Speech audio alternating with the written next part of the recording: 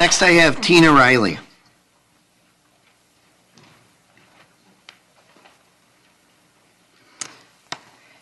Tina Riehle, Norrell Avenue North. Over the past several months, we as a district have been speaking intensely about our up-and-coming strategic plan. We have spent many hours devoted to the topic of what a successful student looks like and incorporating the business community leaders' idea of what attributes students will need when they graduate.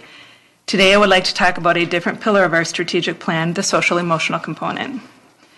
I've been speaking a lot over the past 2 years about our school culture. I've had casual conversations with our superintendent about the need to fix what isn't working within our walls. I've posted numerous times on how important connection is between students and faculty. In light of the recent tragedy, I believe this conversation is becoming more and more relevant and important. I also believe this is relatively inexpensive but requires intent and effort. A study from WestEd, a San Francisco-based research agency, has shown that school climate is what makes extraordinary successful schools different from other schools. A positive school climate includes caring relationships between teachers and students, physical and emotional safety, and academic and emotional support that helps students succeed. The goal of a positive school climate is a sense of belonging, competence, and autonomy for both students and staff. Out of 40 similar schools that overperform consistently and significantly, the positive school climate, how connected, motivated, and safe students feel, was key. The report also identified 20 underperforming schools that shared a negative school climate trait. School climate was more impressive to driving up or down test scores than teacher experience or staff ratio. Along with teachers and students creating a relatedness or a connectedness, we also need students to be connected to one another. Our district is very large. We have a lot of smaller groups that network. When do these groups have time to come together?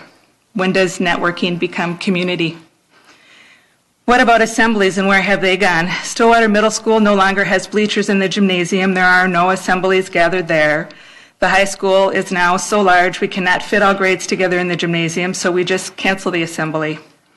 We are growing so large we are losing connectedness. If we as a community can start to put back relatedness and connectedness with one another, unity will fall into place. Do we have school spirit anymore? Our dance team has 5 dancers. Our cheerleaders come from VAA. Yes, we have a pep band. There is no marching band. Student council has disappeared from Stillwater Middle School. I fear we have become a school where everybody is so centrally focused, we have forgotten about the community we are supposed to be proud of. Assemblies don't need to be only about athletics. It is a time to recognize all parts of our student body.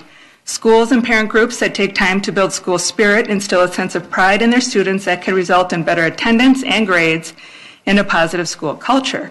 Can we afford not to make the time? A positive and engaged school community also sees a decrease in racism, bullying, teacher burnout, disengaged students, casual vandalism and litter, cultural and socioeconomic differences. It decreases absenteeism, suspensions, substance abuse, and increases students' academic achievement, motivation to learn, and psychological well-being. It can even mitigate the negative effects of self-criticism and socioeconomic status on academic success. In addition, working in this kind of climate lessens teacher burnout while increasing retention. Building strong relationships needs to be a whole school priority, starting in the elementaries. Teachers need to have time to talk to their students in and out of the classroom.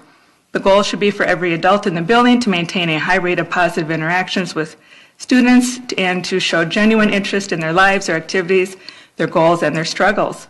School culture, community, relatedness, teacher-student connectedness, peer connectedness, volunteers and mentors, and school spirit can all fit perfectly into the social-emotional component of the strategic plan. I think it's time to improve the school climate, and I don't think we can afford to ignore it any longer. I'm ready and willing to lead the charge of putting together a volunteer mentoring program. Just point me in the direction of who it is I need to work with. Thanks. Thank you.